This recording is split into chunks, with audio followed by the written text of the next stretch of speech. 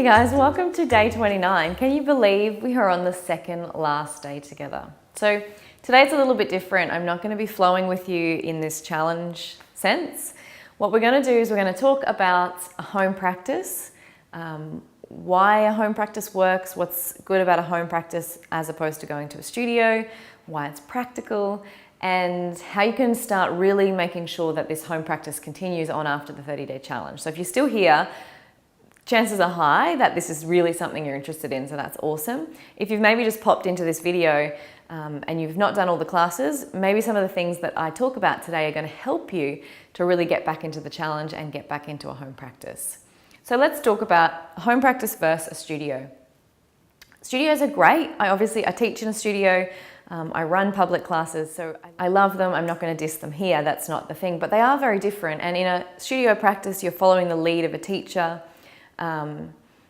And you often feel, I guess, more inclined to do exactly what they're doing, whereas opposed to a home practice where you really get to tailor it to yourself, whether that be because you're following a video or a class like mine, or whether because you're just on your mat flowing in a way that feels good. I definitely started with studio mindset. That was kind of where I wanted to be. But as I've gone on, I've really seen the value of a home practice because it allows you to do and ask the question that we were asking yesterday, what's going to feel good for me right now? And it's not always the class that the teacher had planned for you. And I think when you can start owning that power of, no, I want my own practice, then it really becomes yoga, because that's what it's about. It's this coming back to ourselves and really listening to our own body. So a home practice gives us that. And I often find those who have a home practice are more likely to come into my studio classes and do their own thing when they need. And that's so good to see that their home practice has empowered them with that knowledge of how to move their own body in a way that they want to. So let's get down to it. The logistics of a home practice. So I personally even need guiding some days in my home practice, because some days I get on my mat, I know I need to move. I know that getting sweaty and moving is going to make me feel good, but I just really want to go blah.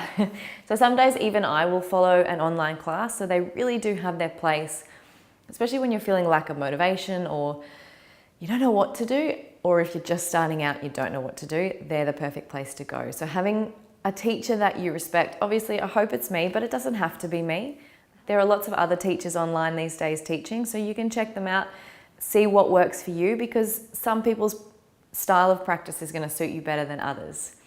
So number one tip would be having a teacher that you respect and that you can come to on those days where you really don't feel like it, but you kind of know you'll feel good if you do it.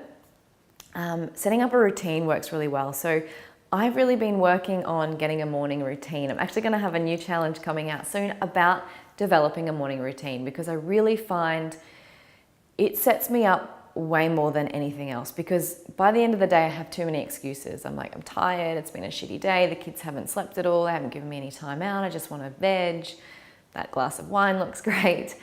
By the end of the day, there's too many excuses, but in the morning, there's not as many. So usually, I found even when my kids were babies, I could get 10 minutes of a morning, because they're usually happy for that first wake up, they're not tired, they're quite well rested, and there's time there. But I did have to push myself a little bit to create that routine, because it was easier to sit on the couch with a cup of coffee. It was easier to check in on Facebook. So developing a routine that you can kind of make a habit that, just like your cup of coffee of a morning or cup of tea, you don't need to think about, you just kind of almost roll into it, is a really great way to get that home practice happening. Like first 10 minutes of the day, everyone else in the family starts to learn. That's what mum does first thing.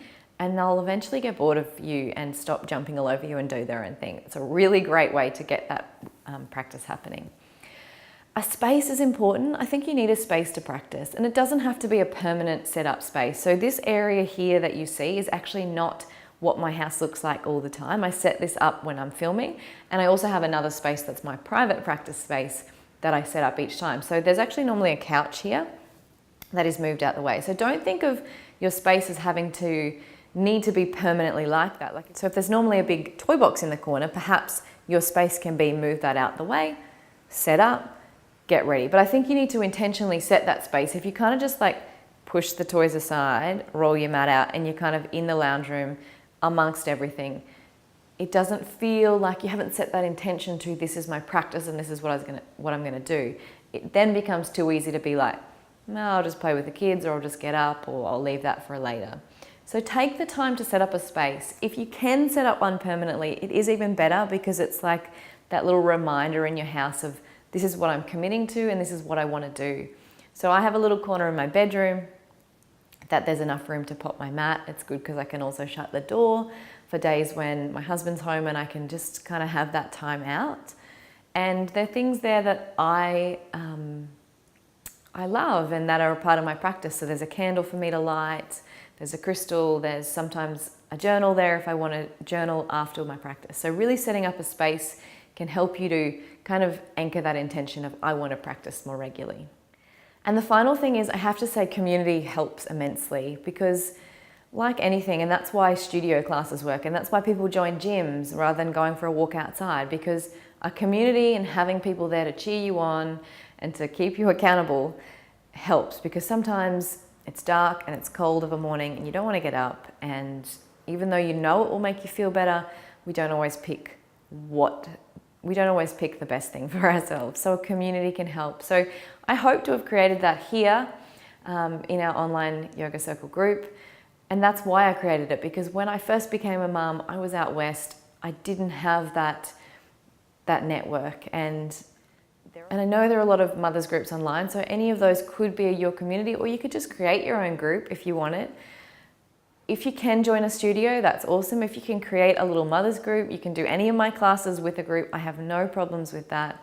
You can get together regularly to do some yoga, even just to chat, and to keep those goals of looking after yourself well at the front of your mind. So when things get hectic, that community is there to support you and to remind you to come back to what actually makes you feel good, so you don't kind of spiral into those traps and those negative cycles that we can often get stuck into.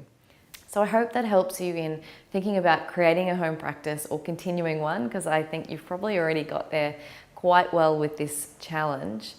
So for today's actual physical practice, what I'm going to encourage you to do is pop over to the online yoga circle and choose one of the classes there.